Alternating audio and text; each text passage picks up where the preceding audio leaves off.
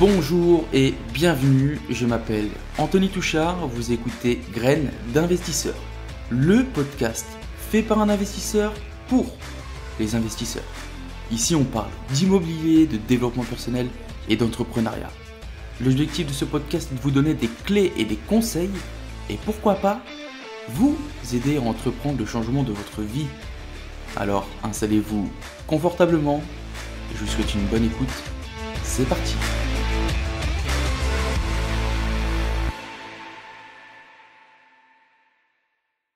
Bonjour et bienvenue tout le monde, bienvenue dans ce tout nouvel épisode du podcast Graines d'investisseurs, c'est Anthony et comme d'habitude c'est toujours un plaisir de vous accueillir pour l'épisode du jour.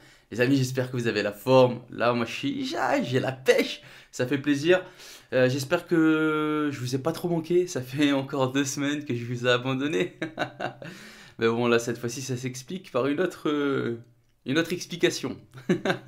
Alors j'ai eu ma petite fille, mais bon, je suis expatrié entre guillemets, je suis loin de ma famille et il a fallu aller la présenter. Donc je suis remonté 2 semaines dans le nord, donc 2 semaines où j'avais pas mon matos et en plus ça a été 2 semaines hyper chargées. Franchement c'est 2 semaines, je suis rincé. Mais voilà, ça fait plaisir. Mais ça a été un retour assez productif parce que on va passer toutes les visites chez la famille, hein, mais toutes les visites immobilières que j'ai faites, ça a apporté ses fruits parce que sur 2 semaines, j'en ai enchaîné franchement, sur 2 semaines, j'ai dû en enchaîner peut-être une bonne vingtaine, voire même 30. Franchement, j'ai vraiment charbonné, je suis parti voir même des choses que d'habitude, j'irais pas voir spécialement. Je suis parti visiter. Et on ressort que je signe là pour un immeuble de rapport de 2 logements. Je signe également pour un petit appartement au rez-de-chaussée que je vais faire en... En fait, il va avoir double option. Celui-là, il va être aussi pour moi personnellement quand je remonte, parce que à l'heure actuelle, quand je vais dans le nord, en fait, je loge chez de la famille. Et c'est cool, c'est cool de temps en temps, mais par contre, tu vois, quand là je suis 2 semaines, 2 semaines c'était trop. Donc il me faut vraiment un pied-à-terre aussi. Et ce bien-là, en fait, va être exploité en LCD. Ça va être le tout premier. Donc je suis en train de bien me renseigner comment je peux vraiment tout automatiser, parce que je vous rappelle, mais je suis à plus de 8 heures de là où j'investis. Pour de la location longue durée, il n'y a pas de problème. Par contre, pour de la courte durée, je pense qu'il va y avoir quand même une petite transition. Donc ça, c'est des choses que je pense qui vont passer. Alors déjà, l'immeuble de rapport, c'est sûr et certain, ça sera pour 2022. J'ai demandé et ça arrange aussi le vendeur que ça se passe la signature en 2022. Moi, ça m'arrange au niveau de la compta, tout simplement. Parce que si j'achète avant 2022, je vais devoir payer des frais de comptabilité pour rien. Donc 2022 c'est parfait. Par contre le logement, l'appartement, pareil. Là j'ai pas trop de date parce qu'en fait je vous explique un peu la situation. C'est un bien qui est en vente par notaire et la personne est sous tutelle. Donc automatiquement sous tutelle ça prend toujours 20 000 ans. Donc pour l'instant je suis toujours en stand-by, j'ai toujours pas de date officielle. Mais en tout cas, voilà, c'est bloqué pour moi, normalement. Sinon, à part ça, les amis, le marché il a augmenté de ouf. Le marché a augmenté de fou. Et je ne sais pas si vous vous souvenez, mais je vous avais parlé que la dernière fois, à l'heure actuelle, on est sur un marché euh, pour vendeurs. C'est-à-dire que si tu veux vendre, je pense que c'est le bon moment. Et je vais te donner un retour du terrain. J'ai acheté, je vous avais dit, hein, j'ai acheté un logement, un immeuble il y a 2 ans, ou à 2 ou 3 ans. Et je vous avais dit que ça avait déjà pris de la valeur. Alors j'avais spéculé un peu, et en fait quand je suis retourné chez moi, j'ai fait expertiser, j'ai fait passer des agents immobiliers pour estimer la maison, enfin l'immeuble, et ça n'a pas manqué. Ça n'a pas manqué les amis. J'ai acheté le bien en 2019. Il me semble en décembre 2019, je l'ai acheté 92 000. J'ai fait aucun travaux. Alors, il y a un budget travaux qui avait été fait, qu'on allait faire, sauf que le problème, c'est que les locataires sont toujours là. Ils voulaient partir, maintenant ils partent plus. Bref, c'est pas la question. Donc, j'ai fait absolument aucun travaux. Et ben, ce bien-là, a été estimé 2 ans plus tard à 112 000. 112 000, 20 000 balles. J'ai fait absolument aucun travaux. Rien du tout. Donc c'est quand même impressionnant. La montée des prix en à peine 2 ans, 20... Ouais, franchement, on est presque sur du 20-25%. Et ça se ressent aussi sur tout le marché, hein. Sur tout le marché, il y a des choses que jamais j'achèterais et qui se vendent. Alors que ça fait une renta de merde. Donc franchement, c'est quand même impressionnant. Alors je pense que ça va... Là, ça y est, ça va se tamiser un peu, je pense. En plus, on verra, mais par rapport aux actualités immobilières, il y a des choses qui vont se répercuter aussi sur le marché français.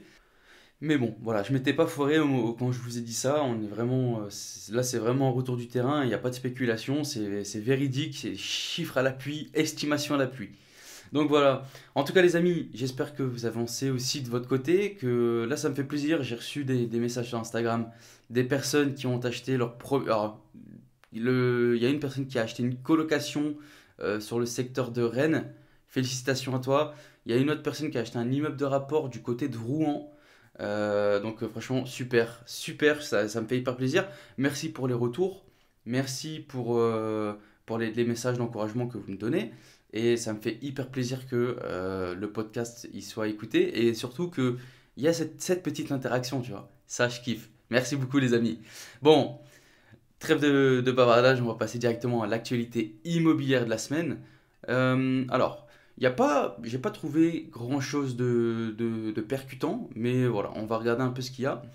Alors, je vais vous parlais un peu de cet impact qu'il pouvait avoir sur l'immobilier français. Et l'information sort de Capital. On nous dit que, alors le titre, un dégonflement de la bulle de la Chine à la France. La chute des prix, mais jusqu'où? Alors, en gros, on nous explique dans cet article, un dégonflement de la bulle immobilière est à craindre en Chine et en France, une simple reconnexion entre les prix de l'immobilier et les revenus des ménages justifierait une baisse d'environ 20%. 20%, c'est quand même pas mal, hein. T'imagines? Alors moi, je suis d'accord. Franchement, je suis d'accord. Il faut se positionner. En fait, ici, on est sur un podcast d'investisseurs, mais il faut se positionner aussi en tant que primo-accédant ou ménage qui achète sa RP. Eh ben, l'immobilier, il fait que monter. Il fait que monter, sauf que il n'y a pas de corrélation entre les prix de l'immobilier et les salaires. On voit que les salaires, ils augmentent tout doucement, légèrement, et on voit que l'immobilier, c'est en plein boom. Ces dernières années, il y a eu cet engouement pour l'immobilier, autant pour les investisseurs qu'autant pour la RP. Les gens veulent de moins en moins payer de loyer. Ils veulent de moins en moins perdre cet argent, le balancer dans le vide. Et de plus, les taux et l'emprunt bancaire est facilité. C'est-à-dire que maintenant, avant, et nous on a vraiment de la chance parce qu'avant, tu avais des taux à 5-6%.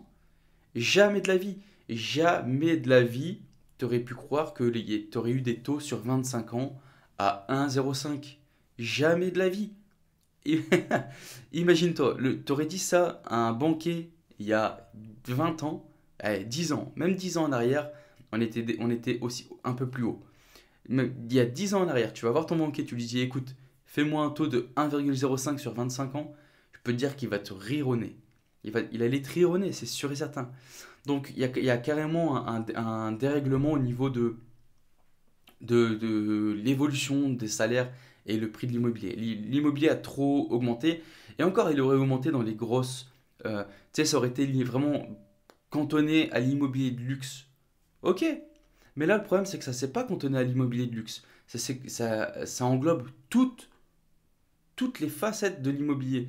Que tu achètes ta RP, que tu achètes un appartement, que tu es en secteur tendu, que tu es en secteur à l'aise, que tu achètes dans une ville de 3000, 4000, 5000, que tu achètes dans une ville de 100 000, tout est régi par cette augmentation. 20%, alors c'est pas 20% partout, sur tous les territoires, qu'on se le dise, mais par contre c'est vrai qu'il y a eu une augmentation.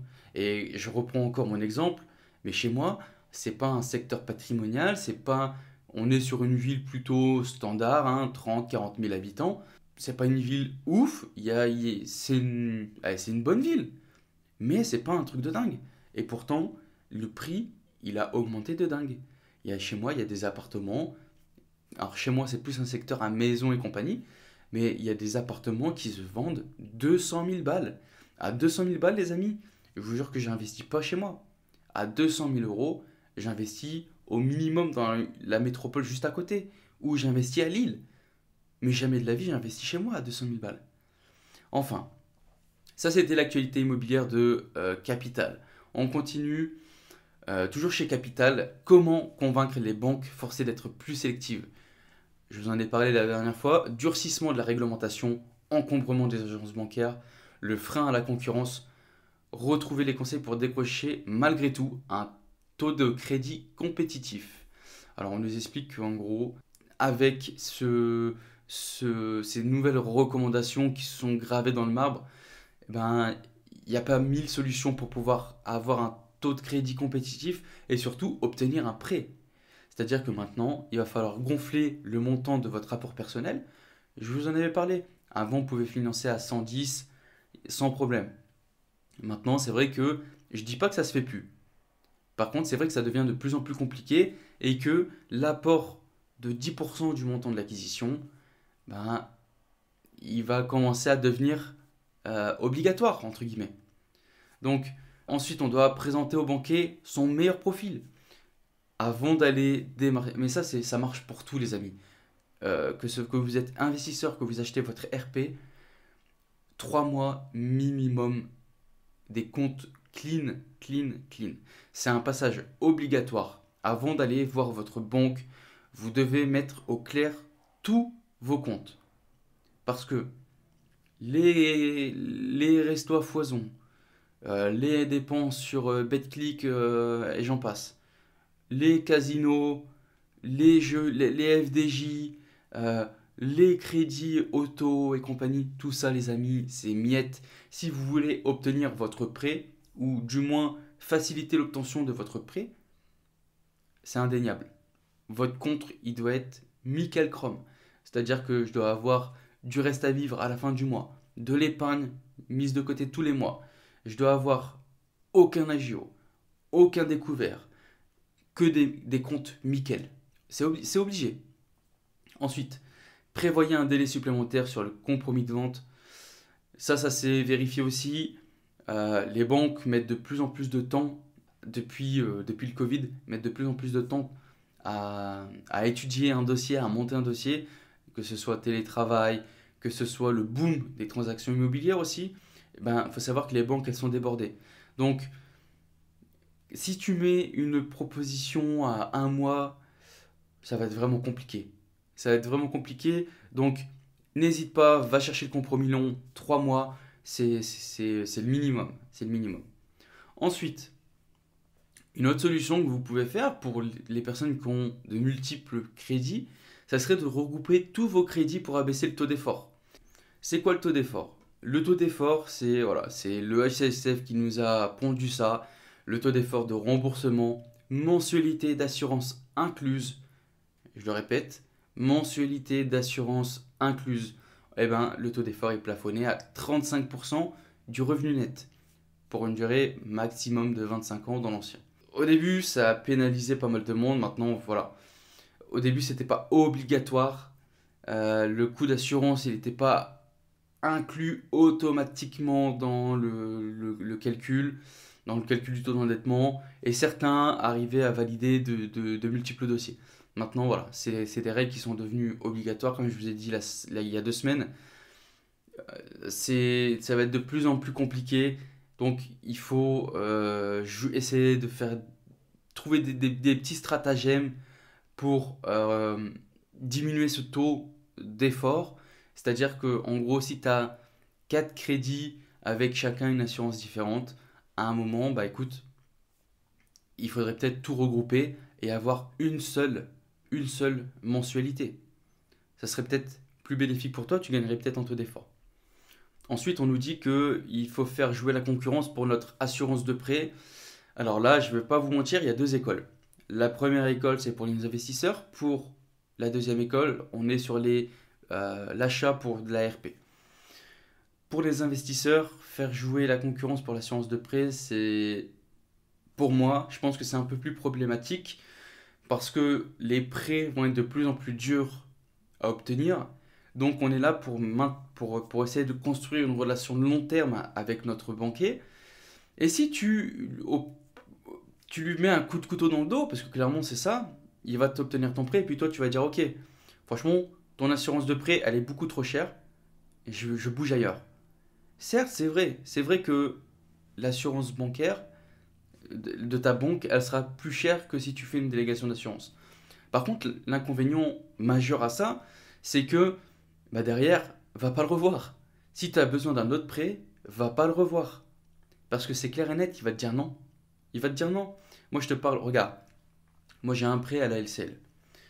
Au LCL, j'ai pris mon assurance. Alors, j'ai pris une assurance pour moi. J'ai pris mes deux PNO pour les deux biens que j'ai. Et j'ai quoi d'autre chez eux? J'ai une autre assurance, mais je sais plus ce que c'est. Bah, tu vois, la preuve. C'est que j'ai des choses que je sais que je n'utilise pas. Mais le problème, c'est que voilà, je sais que là, je vais aller me faire financer un autre achat. Alors, certes, je paye plus cher. Ma PNO, je vais te dire combien je paye. Ma PNO par logement, elle me coûte 14 balles. Énorme! Énorme 14 balles. C'est beaucoup trop. Je suis d'accord. Par contre, va faire une délégation d'assurance. C'est vrai que peut-être tu vas payer allez, 7-8 balles ta PNO. Mais derrière, est-ce que c'est ta délégation d'assurance qui va te financer un autre achat immobilier? Est-ce que c'est ta délégation d'assurance qui va te financer 120 000 balles pour acheter un autre logement? Bah, je pense pas. Je pense pas. Est-ce que pour toi, c'est perdre de l'argent réellement que de payer plus cher là maintenant que de faire une délégation d'assurance pour payer moins cher? Alors que derrière, tu sais que tu seras blacklisté. Tu vas retourner voir ton banquier et va te dire écoute, je t'ai financé le premier, on était OK sur les clauses, et toi, dès que tu as pu, tu as fait une délégation d'assurance, tu m'as tout viré. Est-ce que tu penses vraiment qu'il va te refinancer? Alors, il va pas te le dire comme ça, hein, je te rassure. Il va te dire ah, écoutez, non, ah non, ça marche pas. Ouf, ah non, au niveau, non, ça rentre pas dans notre politique. Il va te le dire comme ça. Donc, clairement, moi, sur ça, pour la délégation d'assurance, je suis pour les investisseurs, hein, je parle bien pour les investisseurs, moi, je suis pas d'accord. Par contre, pour les propriétaires de leur RP, oui, totalement, délégation d'assurance. Alors, après, c'est pareil, hein, si t'as une optique d'investir et compagnie, et que voilà, tu as trouvé la bonne banque, ok. Maintenant, si voilà, ton objectif de vie, c'est d'acheter ta maison et tu as envie de payer moins cher par mois, oui, fais la délégation d'assurance, tu seras gagnant. Donc ça, c'était les petits conseils de capital pour essayer de nous faire obtenir notre prêt immobilier. Bon, on continue avec Le Figaro. Et si vos plus-values immobilières étaient toutes exonérées d'impôts? Le titre est plutôt racoleur. Là, clairement, je peux te dire que j'ai cliqué juste à cause du titre. Alors, on nous dit que un député La République En Marche propose d'exonérer les plus-values sur la cession d'un bien autre que la résidence principale, mais sous condition. En gros, c'est une mesure qui aimerait bien être mise en place par Romain Gros. En fait, je vais vous expliquer pourquoi, et je trouve que c'est pas débile comme raisonnement. Alors, on nous dit qu'en gros, voilà, les résidences principales sont exonérées de plus-value, ça tout le monde le sait. En revanche, les plus-values sur les résidences secondaires, eux, sont imposables. Et ce qui va motiver les propriétaires à conserver leurs biens sur une longue durée pour pouvoir adoucir la taxation. Et au contraire, en fait, pour les inciter à remettre leur propriété sur le marché, ce député, donc Romain Gros, lui propose d'exonérer la plus-value, propose d'exonérer d'impôts ces plus-values. Par contre, il pose certaines conditions. La première, c'est moins de 25% de cette plus-value doit être réinjectée dans l'économie réelle.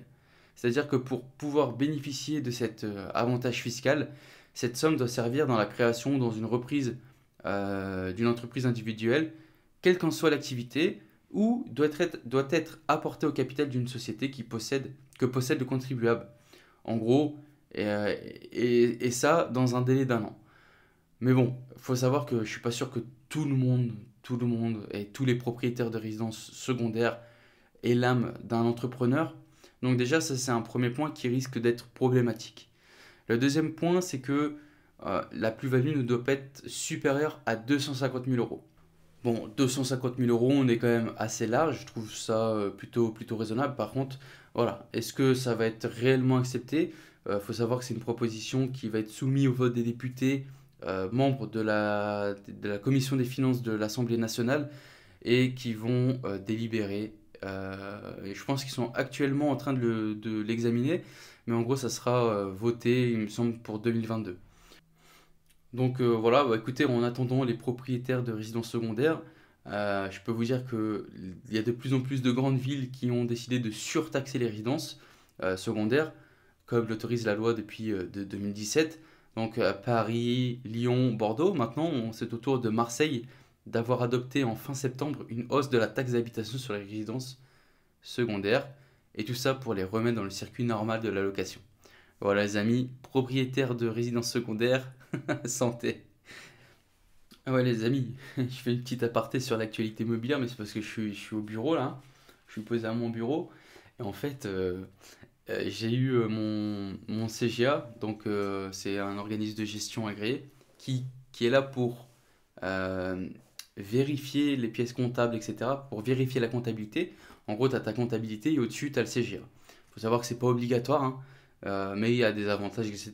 Je vous en reparlerai peut-être un petit peu plus tard. Et en fait, j'ai été tiré au sort pour pouvoir faire un, un petit contrôle. Et en fait, j'ai le petit papier devant moi et puis bon, je me suis un peu chié dessus parce que c'est pas la folie. C'est pas la folie. À ce qui paraît, je fais pas bien ma comptabilité. On nous dit que en gros, vous devez. Alors en fait, ouais, je vois où est le problème. La centralisation n'est pas possible. Vous devez passer par une écriture comptable par transaction pour éviter le rejet et le rejet du FEC en cas de contrôle fiscal. Mais alors, c'est pas ça le plus terrible, mais c'est une petite phrase qui a marqué derrière sur le compte rendu qui est excellent. Et on nous dit en gros, où est-ce que c'est marqué? Ah si, si. Alors, appréciation des pièces justificatives examinées. Doute sérieux sur les pièces justificatives, assiette imposable sur laquelle porte le doute. J'ai l'impression d'être un grand délinquant. Waouh! Ah non, non les amis, c'est quand même bien, si jamais vous n'avez pas de CGA, je vous conseille d'en avoir un. En fait, il y a divers avantages à avoir un CGA. Le premier, c'est que ils vont contrôler ta comptabilité. Donc, si je me doute bien que peut-être que toi, tu fais ta comptabilité tout seul, mais moi, je passe par un cabinet comptable, et ce cabinet comptable fait ma comptabilité pour moi. Le problème, c'est que peut-être que eux vont se tromper, et le problème, c'est que c'est toi le responsable. Donc le CGA, Centre de gestion agréé, est là en fait pour contrôler ta comptabilité. Et il y a des avantages, en fait, si tu te fais contrôler par un CGA, il y a quand même un risque moindre. Alors le risque est toujours là, hein, mais il y a toujours un risque moindre de te faire, d'avoir un redressement fiscal, d'être contrôlé par les impôts, etc. Mais voilà, ça n'exclut pas le risque d'être contrôlé. Ce qui est bien, c'est que voilà, tu vois, moi, j'ai. Et pourtant, ça fait déjà quelques années que je fonctionne comme ça. Euh, c'est quand je fais mes retours dans le Nord, je sais exactement où est le problème en fait. Le problème que j'ai là actuellement, c'est que j'utilise ma voiture personnelle. Par exemple, là, quand je suis remonté dans le Nord, je suis remonté pour deux choses. Pour voir la famille et aussi pour le business.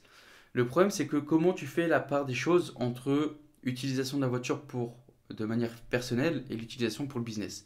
C'est-à-dire que moi, là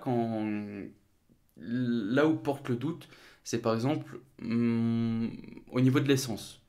Quand je mets un plein d'essence, bah voilà, je mets le plein d'essence. Où est la différenciation entre l'utilisation de la voiture de manière personnelle et l'utilisation de la manière business? Et le problème, c'est que voilà, moi je mets tout, tu vois. Par exemple, mon payage, je mets tout sur euh, sur mon LMNP. Je mets mon essence, et des indemnités kilométriques, et je mets tout sur mon activité de LMNP. Et je sais que c'est problématique, notamment au niveau par exemple, du stationnement. J'ai pas de justificatif. Donc là, je sais que c'est un problème. Alors, je vais essayer de régler ça, là, surtout sur l'année prochaine. Mais comme quoi qu'il faut faire attention, les amis. La comptabilité, on fait pas n'importe quoi avec. Surtout que un redressement fiscal, je peux vous dire que ça doit faire mal. J'en ai pas vécu personnellement. J'ai quelqu'un de ma famille qui en a vécu un. C'est assez hardcore. Donc, faut faire attention. Soyez clean sur la comptabilité, c'est hyper important. Voilà, c'était la petite aparté, c'est parce que j'ai vu le courrier sur le bureau, donc je voulais vous en parler. Allez, on va parler cette fois-ci d'un super Pinel, un super Pinel en gestation pour relancer le programme 9. Emmanuel Wargon va présenter la semaine prochaine les nouveaux contours du dispositif fiscal. Emmanuel Wargon, à force d'en parler, les amis, je pense que vous commencez à la connaître. C'est la ministre déléguée en charge du logement. Et elle avait laissé entendre une sorte d'un super Pinel qui pourrait succéder au Pinel de base. Alors je me suis pas réellement penché sur c'est quoi son super Pinel. Par contre je vois que on garde l'avantage fiscal qui va rester pareil. Par contre je vois qu'on va passer sur la RT 2020 qui va succéder à la RT 2012. On va augmenter les performances énergétiques de 30%, tout ça c'est cool. Par contre, automatiquement, ça va contraindre les promoteurs à utiliser les matériaux spéciaux pour pouvoir faire de la RE 2020. Automatiquement, ça va chiffrer beaucoup plus cher. Je sais pas, on verra quand ça sera réellement sorti, on en reparlera de ce super Pinel. Ensuite, la fortune immobilière de Trump a fondu de moitié en 6 ans. Pour la première fois en 25 ans, l'ex-président quitte le classement des 400 premières fortunes américaines. Mais vous en faites pas pour lui les amis, il lui reste quand même un patrimoine de 2,5 milliards de dollars. Et comment on en est arrivé là? Lui qui a perdu 600 millions de dollars depuis le début de la pandémie, tandis qu'un bon nombre de milliardaires ont vu leur patrimoine décoller. À en croire l'analyse de Forbes, s'il a fait moins bien que les champions des nouvelles technologies et des crypto-monnaies, c'est que le magma n'a pas su se diversifier et sa fortune repose très largement sur de l'immobilier. Voilà les amis, tout est dit. J'ai résumé le cas Trump en une phrase. Diversification. La majorité de la fortune de Trump, tout le monde le sait, c'est l'immobilier. Trump Tower, etc. etc. Les casinos, etc. etc. Le problème, c'est que voilà, si tu restes sur un pilier, ta fortune, elle va fluctuer en fonction des crises. En 2008, sa fortune a dû baisser, c'est remonté. En 2020, en 2021, c'est baissé, etc., etc. Si tu ne diversifies pas ton patrimoine, si tu ne diversifies pas ta fortune, automatiquement, tu vas être plus enclin aux variations de ton actif immobilier, de ton actif financier, que ce soit l'immobilier, la bourse, etc. Maintenant, si tu te diversifies, alors maintenant, attention, on va pas se faire de mouron pour lui. Un jour ou l'autre, ça va augmenter, ça va rebaisser, etc., etc. Donc, don't worry pour Trump. Je pense que. Et puis après, voilà, 2,5 milliards, on est encore pas mal. Tu peux quand même investir. On va dire que je pense pas que tu sois bloqué par les banques, tu vois. Donc voilà, c'est pas à plaindre. Allez, on continue avec la dernière actualité immobilière. 1 an de prison ferme requis contre le marchand de sommeil de Grigny 2. Dominique F est accusé d'avoir profité de la vulnérabilité de familles pour les contraindre à la cohabitation dans une immense copropriété de l'Essonne. Le ministère public avait requis 2 ans d'emprisonnement dont 1 an avec sursis, 100 000 euros d'amende et la confiscation des biens visés. Alors, on nous explique que c'est un dossier qui est plutôt compliqué parce qu'on veut faire de Dominique F le bouc émissaire, etc., etc. Alors Grigny 2, je ne sais pas si vous savez, mais en gros c'est une copropriété qui a fait faillite. Donc c'est sorti de terre dans les années 60. C'est une copropriété qui a fait faillite en raison notamment de charges impayées. Et en fait, elle accueille désormais de nouveaux occupants toujours plus pauvres et toujours plus fragiles. Et donc en fait, on nous explique que ce cas, donc de monsieur Dominique F, on va en faire un bouc émissaire, selon son avocat, bien sûr. Mais quels sont les faits reprochés à Dominique? Alors, Dominique est accusé d'avoir casé jusqu'à 15 personnes pardon, dans un F6 où des mères isolées avec leurs enfants côtoyaient des jeunes hommes inconnus dans des conditions indignes.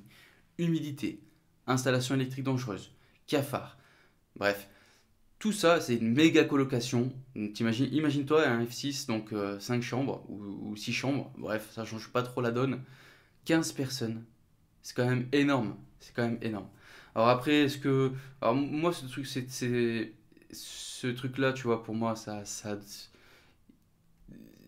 c'est honteux. C'est honteux, tu vois. J'ai même pas les mots pour te dire tellement ça me dégoûte. C'est quand même grave d'en arriver là parce que je me dis, ça, ça aurait pu être ma mère, tu vois. Ou ça aurait pu être quelqu'un de ta famille proche. Comment tu le prendrais? Parce que là, ça te touche pas, hein, parce que tu te dis peut-être que voilà, c'est des gens que je connais pas, c'est des. Bref. Mais moi, ça me touche. Je trouve ça dégueulasse d'en arriver là. Et je sais pas comment on en arrive à un tel point de cupidité. C'est quand même affolant. Moi, je serais coupable. Je le jugerais coupable. Enfin, ça reste que mon avis. Allez, on va passer tout de suite aux questions de la semaine. Questions de la semaine, j'en ai deux. C'est déjà pas mal. Je vais me faire un grand plaisir de vous répondre, les amis. Alors, salut Anthony, petite question. Que mettre en place lorsque tu commences à essuyer des refus de prêt ayant comme motif que vos revenus locatifs dépassent ceux de mes salaires? Je viens d'avoir un retour négatif, non pas du pôle immobilier de ma banque, mais du crédit logement. L'hypothèque, c'est non. Ils sont d'accord, mais me demandent un apport trop conséquent. J'attends ta réponse. Euh, alors, j'ai pas pris ton nom, mais écoute, pour moi là déjà j'ai une incompréhension, c'est que tes revenus locatifs dépassent ceux de tes salaires. Pour moi c'est ok. Alors même si tu gagnes pas énormément, ça veut dire que tu dégages quand même pas mal au niveau de ton immobilier. Et l'hypothèque, c'est non. Ils sont d'accord de me faire une hypothèque, mais me demandent un apport trop conséquent. Alors, je ne sais pas de quel type d'apport on parle. Par contre, à un moment, mon ami, t'es obligé. L'apport, il est obligatoire. Vu que tes revenus locatifs dépassent ceux de tes salaires, je pense que t'es pas un débutant. T'as dû, t'as dû avoir un peu d'actifs à ton passé. Donc, je pense que clairement, t'es plus dans la phase débutant et que là, l'apport va devenir quasiment obligatoire. Alors moi, mes conseils, bah déjà, même si voilà, on va respecter un peu ce que tu me demandes, je te dirais c'est de multiplier les banques. Et tu ne te prends pas la tête, tu expliques directement ton cas, tu leur dis que voilà, euh, les cautions, ça passe pas, donc tu demandes l'hypothèque directement. Sinon, ce que tu peux faire, c'est demander des contacts pour venir sur recommandation. Il y a des groupes Facebook qui existent pour ça. Tu postes une demande, il y a bien quelqu'un qui va te répondre, je pense. Sinon, tu vas avoir un maximum de banques, tu vas avoir un maximum de courtiers afin de maximiser tes chances. Et surtout, faut pas te décourager parce que on voit souvent des mecs faire 20 banques avant d'y arriver. Donc, il faut voir un max de banques jusqu'au oui. Et l'hypothèque, elle est obligatoire. Et si tu as besoin, mets un apport. Alors, bien sûr, si tu veux faire un prêt de 100 000 et qu'on te demande un apport de 50 000, effectivement, il y a quelque chose qui joue pas. Mais par contre, voilà, si tu fais un emprunt de 100 000 et qu'on te demande un apport de 10 15 000, pour moi, c'est pas déconnant. Quand t'es plus débutant, c'est pas déconnant. À un moment, si. Tu sais, ça marche au scoring bancaire, hein. Si ton dossier, voilà, le taux d'endettement il est dépassé, tu coches plus les bonnes cases pour avoir un prêt à 110, bah il faut bien ouvrir les vannes de l'autre côté. Donc il va falloir que tu mettes un apport un peu plus conséquent, il va falloir que tu joues la relation vraiment gagnant-gagnant. Donc pour moi, l'apport, à un moment, il commence à être obligatoire. Après, est-ce que toi, tu es prêt à mettre un apport et puis là, si tu n'as pas d'apport, c'est qu'il y a un problème. C'est qu'il y a un problème. Parce que si tu arrives à alors, bien sûr, après, je sais pas, je connais pas ton salaire. Je connais pas ton salaire. Si tu me dis que tu gagnes 800, effectivement, c'est assez simple à faire. Par contre, si tu me dis que tu gagnes 2000 et que tu as 2000 euros de loyer, de revenus locatifs par mois, voilà, effectivement, là, on est quand même plutôt assez bien lancé. C'est pas la folie, mais c'est pas non plus le début. Euh, Si t'as pas de quoi mettre un apport à ce niveau-là, c'est que t'as pas compris quelque chose. Voilà. Écoute, j'espère avoir répondu à ta question. Je pense que c'est pas la réponse ultime à laquelle tu t'attendais, mais c'est la vérité. Voilà. Deuxième question de la semaine. Bonjour, question de débutant. Quel est l'intérêt? Ah bah, ça concorde bien avec la question juste avant. Et donc ça va faire un sujet assez bien détaillé. Alors, question. Quel est l'intérêt d'un apport personnel dans un investissement locatif? Mon banquier Ah, et celle-là, elle est excellente. Mon banquier m'incite à garder l'argent comme preuve de solidité financière et de faire des crédits entiers pour investir. Les banques suivent facilement et Alors, j'ai pas compris. Les banques suivent facilement ainsi et l'investissement rend l'argent. Merci pour vos conseils car je suis perdu. Écoute, j'ai pas totalement compris ta question à la fin. En tout cas, ce que je veux dire, c'est que la personne qui m'a posé la question juste avant, il faut que je retrouve le nom. Il aimerait bien ton coup. Il aimerait bien ton banquier.